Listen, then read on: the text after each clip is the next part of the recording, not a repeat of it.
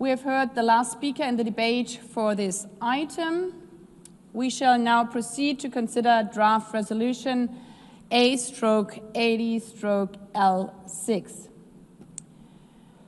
Before giving the floor for explanations of vote, before the vote, may I remind delegations that they are strongly urged to limit explanations of vote to 5 minutes, which should in any case not exceed 10 minutes and be made from their seats. I now give the floor to the distinguished representative of Poland on behalf of the group.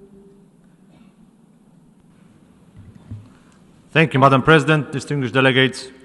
I have the honor to speak on behalf of Czechia, Estonia, Latvia, Lithuania, and my own country, Poland.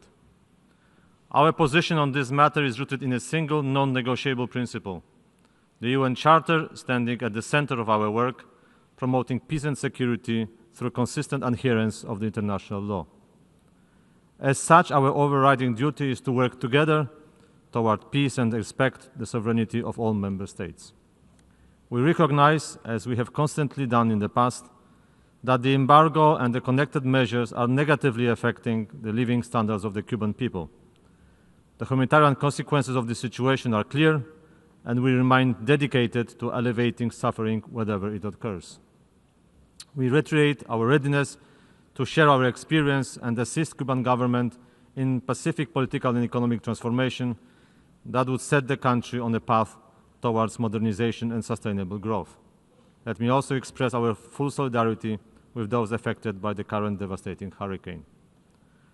At the same time, we find ourselves unable to further fully engage in a debate that has been politically selective for years.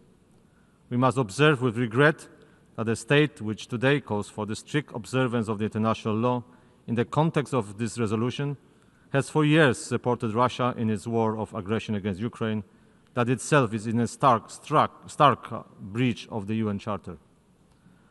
On top of its political support, the government of Cuba is turning a blind eye on the active participation of its nationals in an illegal war of aggression elsewhere in the world. We refer specifically to the large number of Cuban nationals who are participating in the ongoing Russian aggression against Ukraine just across our borders. This foreign involvement constitutes a clear violation of the core provisions of the UN Charter itself.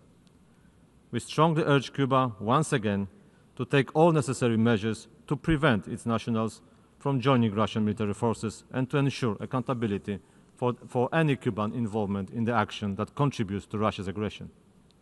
Additionally, we also call on Russia not to exploit the economic difficulties of the people around the world by engaging them in an illegal war of aggression.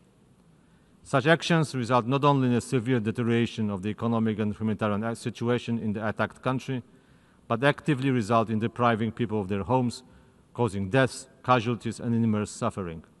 This is an unacceptable discrepancy. As a result, our vote to abstain today should be understood as a rejection of the selective application of the UN Charter. True justice and lasting peace demand that states constantly uphold the laws they demand others to follow. And I thank you. I thank the Speaker of Poland. I now give the floor to Namibia. Thank you, Madam President.